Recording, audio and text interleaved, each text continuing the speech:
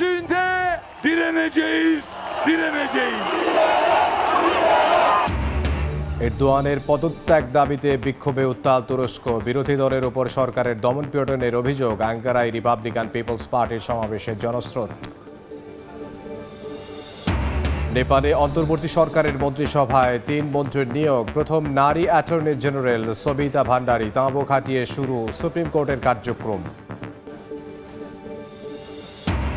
রোমানিয়ার আকাশসীমায় রুশ ড্রোন অনুপ্রবেশ নিয়ে উত্তেজনা। সীমান্তে নেটোর সেনা মোতায়েনে অনুমোদন পোল্যান্ডের। মস্কোর ওপর নিষেধাজ্ঞা আরোপে প্রস্তুত ওয়াশিংটন।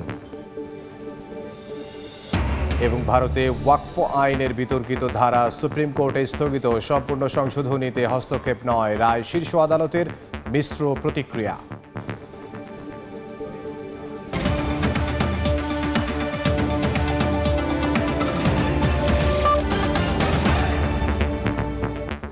আন্তর্জাতিক সময়ের সঙ্গে আছে আমি ইমদাদুল হক। হামাস নেতাদের লক্ষ্য করে ইসরায়েলের হামলার পর জরুরি আরব ইসলামী সম্মেলন বসছে কাতারে। দোহায় পৌঁছেছেন বিভিন্ন দেশের শীর্ষ নেতা। সম্মেলনের আগে বৈঠকে অংশ নিয়ে ঘটনার নিন্দা জানিয়ে সার্বভৌমত্ব রক্ষায় নেয়া পদক্ষেপে মুসলিম দেশগুলোর সমর্থন আহ্বান করেন কাতারের প্রধানমন্ত্রী। হামাস নেতাদের লক্ষ্য করে ইসরায়েলি হামলার পর জরুরি আরব ইসলামিক সম্মেলনের ডাক দিয়েছে কাতার। এরই মধ্যে রাজধানী দোহায় পৌঁছাতে শুরু করেছে জোটের দেশগুলোর সরকার প্রধানরা। এতে অংশ নেবেন সোমালিয়ার প্রেসিডেন্ট হাসান শেখ মাহমুদ, জিবুতির প্রেসিডেন্ট ইসমাইল ওমর গুয়েল্লে, লিবিয়ার প্রেসিডেন্সিয়াল কাউন্সিলের চেয়ারম্যান মোহাম্মদ আল মেনফিও সহ অনেক নেতারা। সম্মেলনের মূল পর্বের আগেই আরব ও ইসলামিক দেশগুলোর পররাষ্ট্রমন্ত্রীদের প্রস্তুতিমূলক বৈঠক অনুষ্ঠিত হয়েছে। সেখানে কাতারের ভূখণ্ডে ইসরায়েলি হামলাকে রাষ্ট্রীয় সন্ত্রাসবাদ আখ্যা দেন কাতারের প্রধানমন্ত্রী শেখ মোহাম্মদ বিন আব্দুর রহমান আল থানি। অভিযোগ করেন এই হামলার মধ্য দিয়ে কাতার নয়, শান্তি মধ্যস্থতার ধারণাকে আঘাত করেছে তেল আবিব। কাতারের প্রধানমন্ত্রী বিভিন্ন দেশের নেতাদের সঙ্গে আঞ্চলিক পরিস্থিতি ও সম্মেলনের খসড়া প্রস্তাব নিয়ে আলোচনা করেন। ফিলিস্তিন সংকট সমাধানে ঐক্যবদ্ধ অবস্থা নিশ্চিতের আহ্বানও জানানো হয় বৈঠকে। প্রস্তুতিমূলক বৈঠকে ইরাকের প্রধানমন্ত্রী মোহাম্মদ শিয়া আল সুদানি সতর্ক করে বলেন, ইসরায়েলের বিরুদ্ধে যৌথ প্রতিরক্ষা জোট গড়তে হবে। এছাড়া গাজায় যুদ্ধবিরতি প্রক্রিয়া ভেস্তে দিতে ইসরায়েল এই হামলা চালিয়েছে বলেও দাবি আল থানির। আন্তর্জাতিক সম্প্রদায়ের নীরবতায় এমন আগ্রাসনকে উৎসাহিত করছে বলেও মন্তব্য করেন তিনি। হামলা সত্ত্বেও মিশর ও যুক্তরাষ্ট্রের সঙ্গে আলোচনা প্রচেষ্টা অব্যাহত রাখবে দোহা, এমনটা জানায় কাতার সরকার। ইয়াসমিন অনন্যা, সময় সংবাদ। গাজায় ইসরায়েলি বর্বরতায় একদিনে নিহত হয়েছেন 53 জন ফিলিস্তিনি। ধ্বংস হয়ে গেছে অন্তত 30টি আবাসিক ভবন। সবচেয়ে বেশি ক্ষতিগ্রস্ত হয়েছে আল রেমাল ও তেল আল হাওয়া অঞ্চল। নিরাপদ আশ্রয়ের খোঁজে ঘর ছেড়ে পালাচ্ছেন হাজার হাজার মানুষ। এদিকে চলমান হামলার মধ্যেই ইসরায়েল সফরে গেছেন মার্কিন পররাষ্ট্রমন্ত্রী মার্কো রুবিও। গাজায় ইসরায়েলি আগ্রাসনের মুখে জীবন বাঁচাতে পালাচ্ছে মানুষ। আর্থিক সংকটে অনেকে বুলডোজারে বসে যাচ্ছেন। স্থানীয়রা বলছেন, খাবার ও পানির সংকট দিন দিন আরও প্রকট হচ্ছে। বিশেষভাবে ভোগান্তিতে পড়েছেন বয়স্ক ও অসুস্থরা। ইউএনআরডব্লিউ জানায়, গাজায় ইসরায়েলি বর্বরতায় দক্ষিণাঞ্চলে ঠেলে দেওয়া মানুষের সংখ্যা দিন দিন বাড়ছে। অস্থায়ী আশ্রয়কেন্দ্রগুলোতে ভয়াবহ পরিস্থিতি তৈরি হয়েছে। সংঘাতের মধ্যেই ইসরায়েল সফরে গেছেন যুক্তরাষ্ট্রের পররাষ্ট্রমন্ত্রী মার্কো রুবিও। জানান, গাজায় যুদ্ধবিরতি ও বাকি বন্দীদের মুক্তি নিয়ে আলোচনা করবেন তিনি। এদিকে কাতারে নেতানিয়াহু বাহিনীর হামলায় খুশি নন মার্কিন প্রেসিডেন্ট ডোনাল্ড ট্রাম্প। তবে এতে ইসরায়েল যুক্তরাষ্ট্র সম্পর্কে কোনো প্রভাব পড়বে না বলেও জানান মার্কো রুবিও।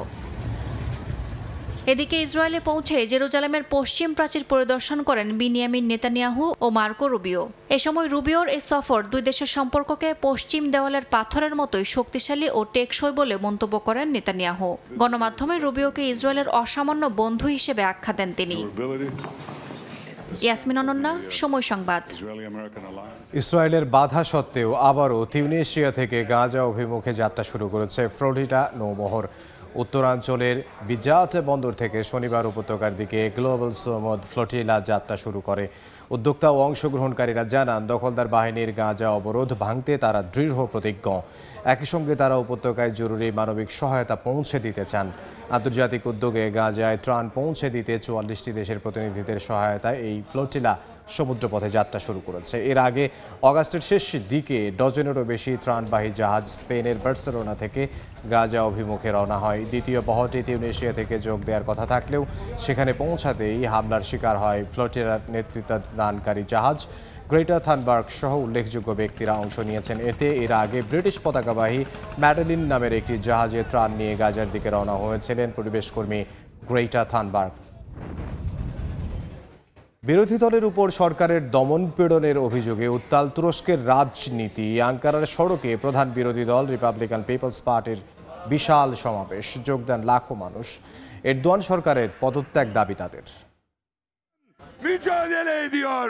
বিরোধী দলের ওপর সরকারের দমন পীড়নের অভিযোগে উত্তাল তুরস্কের রাজনীতি। এরই প্রেক্ষিতে রাজধানী আঙ্কারার তানদোগান স্কয়ারে এক বিশাল সমাবেশ করে রিপাবলিকান পিপলস পার্টি সিএইচপি, যেখানে সমবেত হন কয়েক লাখ মানুষ। হাতে তুর্কি পতাকা আর দলীয় ব্যানার নিয়ে এরদোয়ান সরকারের পদত্যাগের দাবি জানান তারা। Bu dava siyasidir.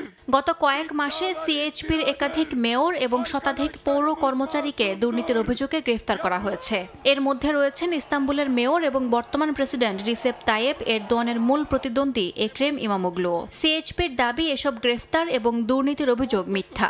বিরোধী দলকে দুর্বল করতেই পরিকল্পিত অবৈধ অভিযান চালাচ্ছে সরকার, যা এরদোয়ানের আগামী প্রেসিডেন্ট নির্বাচনের পথ প্রশস্ত করবে। এদিনে আন্দোলনের মঞ্চে দাঁড়িয়ে দলীয় নেতা ওজগুর ওজেল বলেন, এই মামলাগুলো রাজনৈতিক। গ্রেফতারকৃত নেতারা নির্দোষ বলেও দাবি করেন তিনি। তবে এমন অভিযোগ অস্বীকার করেছে এরদোয়ান সরকার। বলছে তুরস্কের বিচার ব্যবস্থা স্বাধীন এবং তারা আইন অনুযায়ী কাজ করছে। এদিকে তুরস্কের কংগ্রেস বাতিল চেয়ে 2023 সালে করা মামলার রায় হওয়ার কথা আজ। কংগ্রেস বাতিল হলে সিএইচপির নেতৃত্ব বদল হওয়ার সম্ভাবনা প্রবল, যা দলটিকে অভ্যন্তরীণ সংকটে ফেলবে বলে মনে করছে বিশেষজ্ঞরা। ইয়াসমিন অনন্যা, সময় সংবাদ। নেপালের অন্তর্বর্তী সরকারের মন্ত্রিসভায় স্বরাষ্ট্রমন্ত্রী সহ নিয়োগ দেওয়া হয়েছে 3 জনকে। দেশটির প্রথম নারী অ্যাটর্নি জেনারেল হিসেবে নিয়োগ পেয়েছেন সবিতা ভান্ডারী। পুড়িয়ে দেয়া আদালত ভবনের কাছে তাঁবু খাটিয়ে সোমবার শুরু হয়েছে সুপ্রিম কোর্টের কার্যক্রম। আন্দোলন চলাকালীন ভাঙচুর ও ধ্বংসযজ্ঞের জন্য দায়ীদের উপযুক্ত বিচারের প্রতিশ্রুতি দিয়েছেন অন্তর্বর্তী সরকারের প্রধানমন্ত্রী সুশীলা কার্কি। দেশব্যাপী বিক্ষোভ, সরকারের পদত্যাগ, অতঃপর প্রথম নারী প্রধানমন্ত্রী নিয়োগ। বেশ ঘটনাবহুল একটি সপ্তাহের পর ধীরে ধীরে স্বাভাবিক হতে শুরু করেছে নেপালের সার্বিক পরিস্থিতি। অন্তর্বর্তী সরকারের প্রধানমন্ত্রীর ক্ষমতা পাওয়ার 2 দিনের মাথায় নিজের মন্ত্রিসভায় আরও 3 মন্ত্রীকে নিয়োগ দিয়েছেন সুশীলা কার্কি। অর্থমন্ত্রী হিসেবে নিয়োগ পেয়েছেন সাবেক অর্থ সচিব রামেশ্বর খানাল। স্বরাষ্ট্রমন্ত্রী হিসেবে আইনজীবী ওম প্রকাশ আরিয়াল এবং জ্বালানি ও সেচ মন্ত্রী হিসেবে নিয়োগ পেয়েছেন নেপালের বিদ্যুৎ বিভাগের সাবেক নির্বাহী পরিচালক কুলমান খিসিং। পাশাপাশি নেপালে প্রথমবারের মতো অ্যাটর্নি জেনারেল পদে নিয়োগ পেয়েছেন একজন নারী। প্রেসিডেন্ট রামচন্দ্র পাদেল দেশটির নবনিযুক্ত প্রধানমন্ত্রী সুশীলা কার্কির সুপারিশে সিনিয়র অ্যাডভোকেট সবিতা ভান্ডারীকে এই দায়িত্ব দেন। এরই মধ্যে শুরু হচ্ছে প্রশাসনিক কার্যক্রম। আন্দোলন চলাকালীন বিভিন্ন প্রশাসনিক দফতরে আগুন জ্বালিয়ে দেয় বিক্ষোভকারীরা। এতে সুপ্রিম কোর্টের প্রায় 26,000 চলমান ও 36,000-এরও বেশি পুরানো কেস ফাইল ধ্বংস হয়ে যায় বলে জানান আইনজীবীরা। এ অবস্থায় আদালত প্রাঙ্গণের অস্থায়ী তাঁবুতেই শুরু হয়েছে কার্যক্রম, যেখানে আইনজীবীদের কাছে মামলা নিয়ে হাজির হচ্ছেন সাধারণ মানুষ, যার অধিকাংশ অভিযোগই আন্দোলনের সময় হওয়া সহিংসতা নিয়ে। এ অবস্থায় সরকার বিরোধী বিক্ষোভের সময় ভাঙচুর ও ধ্বংসযজ্ঞের জন্য দায়ীদের উপযুক্ত বিচার ও শাস্তির প্রতিশ্রুতি দিয়েছেন অন্তর্বর্তী প্রধানমন্ত্রী কার্কি। তিনি স্পষ্ট করে বলেন, 9 সেপ্টেম্বরের অগ্নিসংযোগ ও ভাঙচুর পূর্ব পরিকল্পিত এবং জেনজি বিক্ষোভকারীদের সঙ্গে এর সম্পর্ক নেই। এছাড়াও বিক্ষোভে নিহতদের সম্মান জানাতে তাদের শহীদ হিসেবে ঘোষণা দেওয়ার কথাও জানান কার্কি। সাদিয়া তাসনিম, সময় সংবাদ। নেপালে সরকার বিরোধী আন্দোলন সহিংসতার প্রভাব পড়েছে দেশটির পর্যটন খাতেও। প্রায় 2500 কোটি রুপি ক্ষতির মুখে পড়েছে খাতটি। হোটেলে ভাঙচুর ও লুটপাট হয়েছে, ব্যাহত হয়েছে ভ্রমণ। এই অবস্থায় পর্যটন খাত পুনরুদ্ধারে পরিকল্পনা নেওয়া হয়েছে বলে জানিয়েছে দেশটির পর্যটন বোর্ড। সমৃদ্ধ সংস্কৃতি আর প্রাকৃতিক সৌন্দর্যের জন্য পর্যটকদের কাছে বেশ জনপ্রিয় নেপাল। এই খাত থেকেই প্রতি বছর হাজারো কোটি টাকা আয় করে দেশটি। এবার সরকার পতনের আন্দোলনে ব্যাপক ক্ষয়ক্ষতির মুখোমুখি হয়েছে খাতটি। হোটেলে ভাঙচুর ও লুটপাট হওয়ায় পর্যটন মৌসুম শুরুর আগেই ব্যাপক হারে বুকিং বাতিল হয়েছে। এতে দেশটির পর্যটন খাত প্রায় 2500 কোটি রুপির ক্ষতির মুখে পড়েছে। হোটেল অ্যাসোসিয়েশন নেপালের প্রাথমিক প্রতিবেদনে দেখা গেছে 2 ডজনের বেশি হোটেল ভাঙচুর ও লুটপাটের শিকার হয়েছে। এর মধ্যে শুধু কাঠমান্ডুর হিলটন হোটেলেই 800 কোটি রুপির ক্ষতি হয়েছে।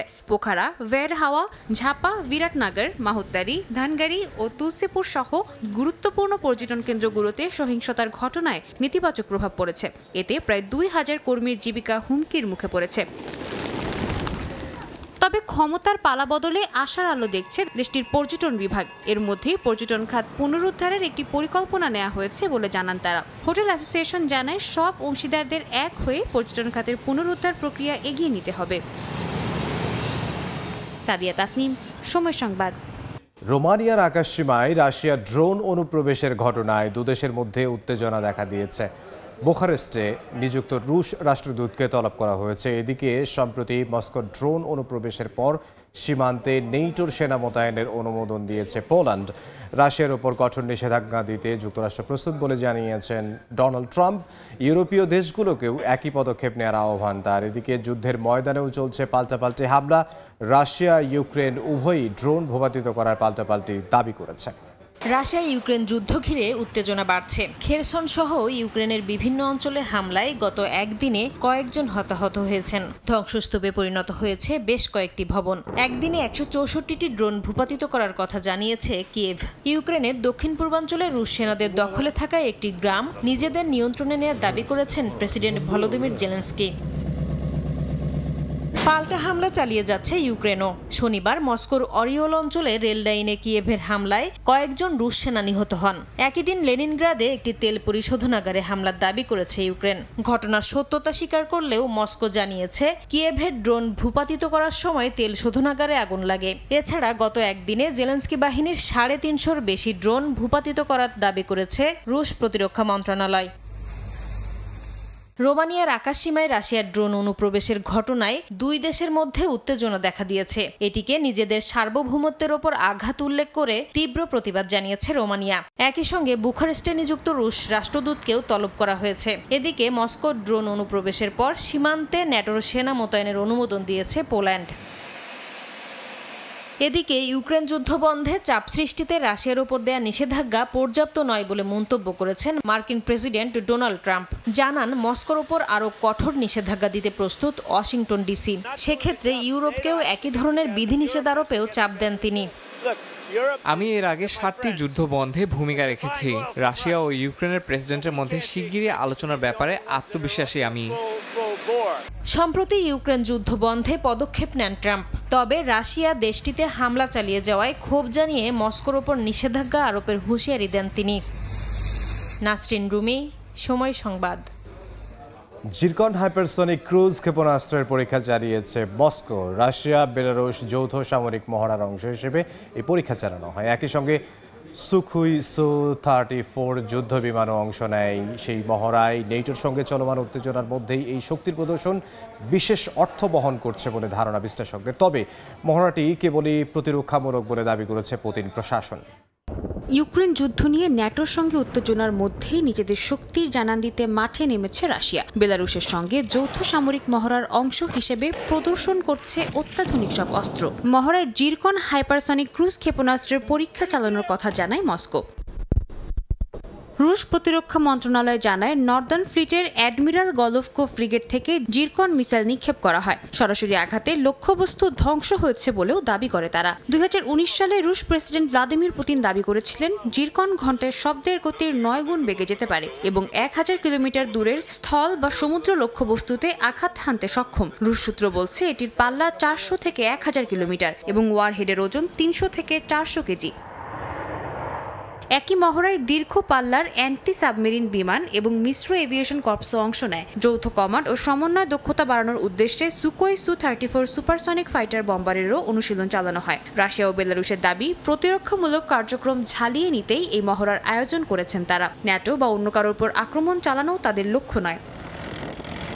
তবে পোল্যান্ডের আকাশসীমা লঙ্ঘনের পর থেকে ন্যাটো ও রাশিয়ার মধ্যে সংবেদনশীল পরিস্থিতি বিরাজ করছে। এর মধ্যে রুশ হামলার জবাবে ইস্টার্ন সেন্ট্রি নামক সামরিক অভিযান শুরু করেছে ন্যাটো। এমন প্রেক্ষাপটে রাশিয়ার হাইপারসনিক শক্তি প্রদর্শনকে পশ্চিমা জোট সরাসরি চ্যালেঞ্জ হিসেবেই দেখছে বলে মনে করছেন বিশ্লেষকরা। সাদিয়া তাসনিম, সময় সংবাদ। ওয়াকফ সংশোধনী আইনের বিতর্কিত ধারাগুলো স্থগিত করলেন ভারতের সুপ্রিম কোর্ট।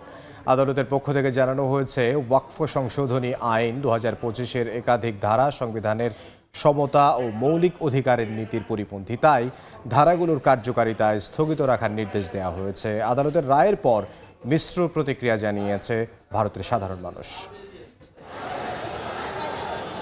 গত 5 এপ্রিল সংসদের উভয় কক্ষে বিল পাশের পর রাষ্ট্রপতি দ্রৌপদী মুর্মুর সম্মতিক্রমে তৈরি হয় সংশোধিত ওয়াকফা আইন 2025।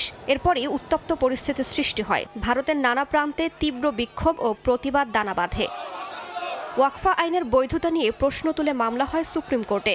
গত 22 মে ওই মামলায় রায়দান স্থগিত রেখেছিল সুপ্রিম কোর্টের প্রধান বিচারপতি। সোমবার ভারতের সম্প্রতি প্রণীত ওয়াকফা সংশোধনী আইন 2025-এর বিতর্কিত ধারাগুলোর কার্যকারিতা স্থগিত রাখার নির্দেশ দিয়েছেন ভারতের সুপ্রিম কোর্ট। সংশোধিত আইনে ওয়াকফা সম্পত্তির ওপর বোর্ডের বাড়তি ক্ষমতা, দীর্ঘমেয়াদী লিজের সুযোগ এবং সাধারণ আদালতের হস্তক্ষেপ প্রায় বন্ধ করে দেওয়ার প্রস্তাব থাকায় শুরু থেকেই তা ঘিরে তীব্র বিতর্ক তৈরি হয়েছিল। সুপ্রিম কোর্ট জানিয়েছে, ওয়াকফা বোর্ডে অমুসলিম সদস্য রাখা যাবে। সর্বোচ্চ 4 জন অমুসলিম সদস্য থাকতে পারবেন, রাজ্যের ক্ষেত্রে সর্বোচ্চ 3 জন। সংশোধিত ওয়াকফা আইন অনুযায়ী কোনো ব্যক্তিকে ওয়াকফা প্রতিষ্ঠা করতে হলে তাকে অন্তত 5 বছর ইসলাম ধর্ম পালন করতে হবে। সুপ্রিম কোর্ট আইনের এই অংশের ওপরও স্থগিতাদেশ দিয়েছেন। আদালত জানিয়েছেন, নিয়ম না থাকলে এতে অন্যায়ভাবে ক্ষমতার ব্যবহার হতে পারে।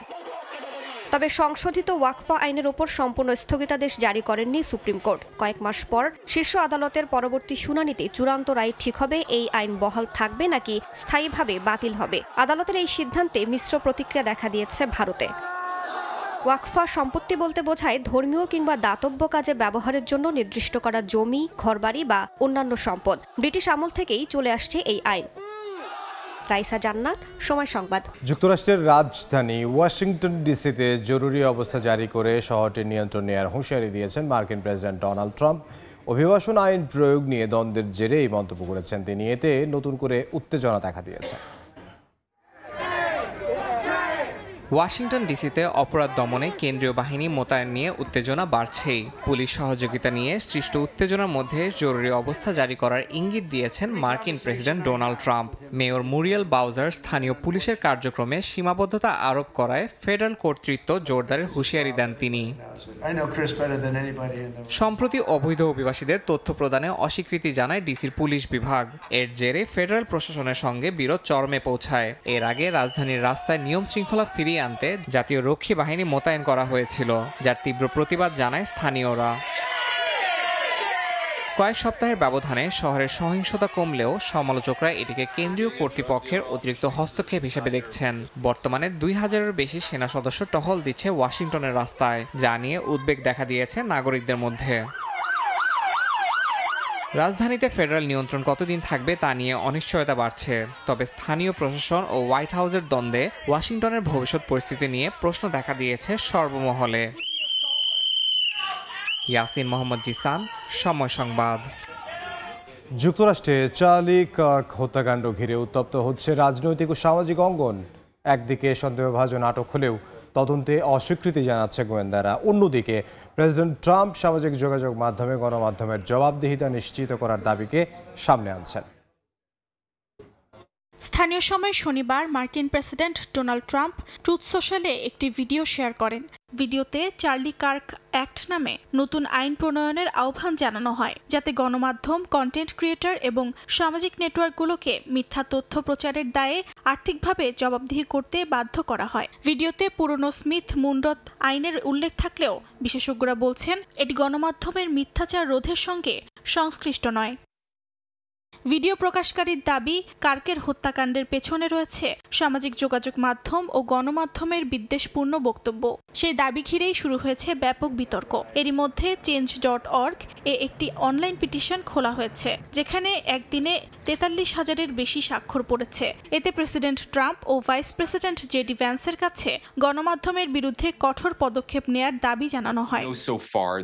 অন্যদিকে ইউটা অঙ্গরাজ্যের গভর্নর স্পেন্সার কক্স নিশ্চিত করেছেন কার্ক হত্যার অভিযোগে আটক 22 বছর বয়সী টাইলার রবিনসন তদন্তে সহযোগিতা করছে না, তবে তার আশেপাশের মানুষজন পুলিশকে তথ্য দিচ্ছে। কক্স আরও জানান, সন্দেহভাজন ডিসকর্ডে পরিচিতদের সঙ্গে কথা বলে হত্যার কথা ঠাট্টা হিসেবে উল্লেখ করেছিলেন, পরে তা স্বীকারও করে। অর্জিতা শহীন, সময় সংবাদ। ভয়াবহ দাবানলের কবলে রাশিয়ার অধিকৃত ক্রিমিয়া। রাশিয়ার জরুরি পরিস্থিতি মন্ত্রণালয়ের প্রকাশিত একটি ভিডিওতে দেখা যায় অঞ্চলটির ফিওডোসিয়া পাহাড়ের ঢালে আগুন জ্বলছে। এখন পর্যন্ত প্রায় ৮০ হেক্টর বনভূমি ক্ষতিগ্রস্ত হয়েছে। দাবানল নিয়ন্ত্রণে কাজ করছেন দমকল কর্মীরা, তবে শুষ্ক আবহাওয়া ও তীব্র বাতাসের কারণে দ্রুত ছড়িয়ে পড়ছে আগুন।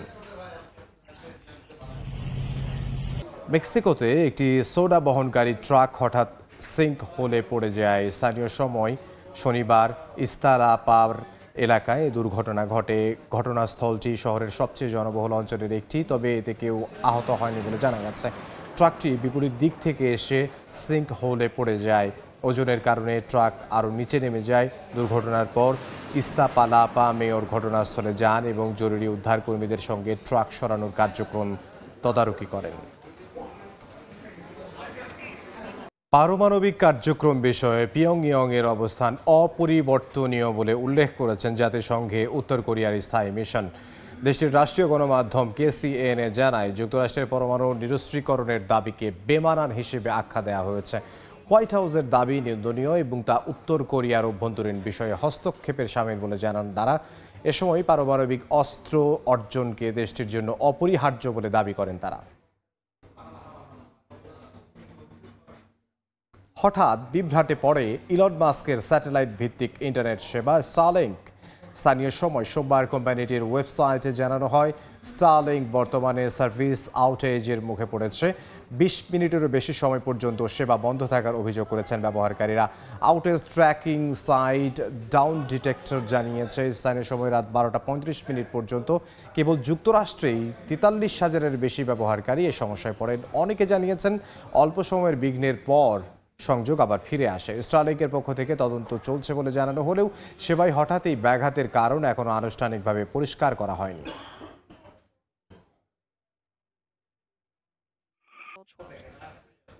মার্কিন চিপ জায়ান্ট এনভিডিআর বিরুদ্ধে একচেটিয়া ব্যবসা চালিয়ে যাওয়ার অভিযোগ তুলেছে চীনের বাজার নিয়ন্ত্রক সংস্থা।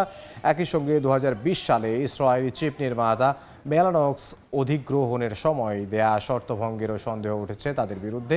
স্থানীয় সময় সোমবার এক বিবৃতিতে এ তথ্য প্রকাশ করা হয়। যদিও প্রতিষ্ঠানটি কিভাবে এই আইন ভঙ্গ করেছে সে বিষয়ে বিবৃতিতে বিস্তারিত জানানো হয়নি। প্রাথমিক তদন্ত শুরুর পর গত ডিসেম্বরেই এনভিডিআর বিরুদ্ধে সন্দেহ তৈরি হয়।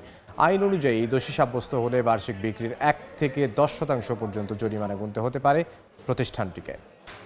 আফগানিস্তানের রাজধানী কাবুলে পৌঁছেছেন যুক্তরাষ্ট্রের জিম্মি বিষয়ক বিশেষ দূত অ্যাডাম বোলার। বোলারের সফরের মূল লক্ষ্য দুদেশের আটক নাগরিকদের বিষয়টি নিয়ন্ত্রণ ও সম্ভাব্য বিনিময় নিয়ে আলোচনা করা।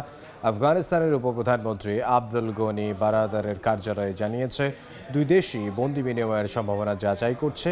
মার্কিন পররাষ্ট্রমন্ত্রী মার্কো রুবিও জানিয়েছেন, চূড়ান্ত সিদ্ধান্ত নেওয়া হবে প্রেসিডেন্টের নির্দেশে, তবে আশা করা হচ্ছে আটক মার্কিন নাগরিকদের মুক্তি দেবে আফগান সরকার। তিনি আরও বলেন, সম্ভাব্য বন্দি বিনিময় বা মুক্তির সব দিক খতিয়ে দেখা হচ্ছে এবং এটি পরবর্তী কৌশলগত সিদ্ধান্তের ভিত্তি হবে।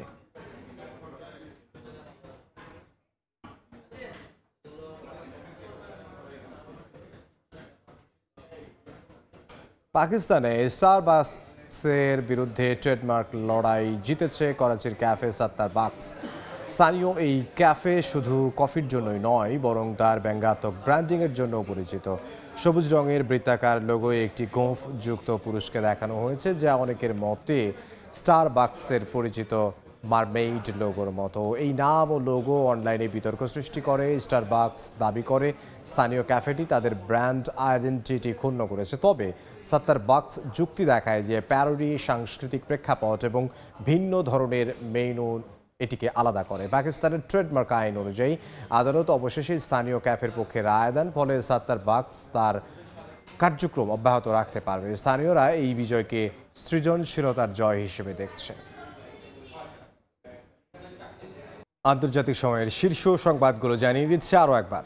İktidar yürüyüşünde direneceğiz, direneceğiz. এরদোয়ানের পদত্যাগ দাবিতে বিক্ষোভে উত্তাল তুরস্ক। বিরোধী দলের উপর সরকারের দমনপীড়নের অভিযোগ। আঙ্কারায় রিপাবলিকান পিপলস পার্টির সমাবেশে জনস্রোত। এবং নেপালে অন্তর্বর্তী সরকারের মন্ত্রিসভায় ৩ মন্ত্রীর নিয়োগ। প্রথম নারী অ্যাটর্নি জেনারেল সবিতা ভান্ডারী তাঁবু খাটিয়ে শুরু সুপ্রিম কোর্টের কার্যক্রম।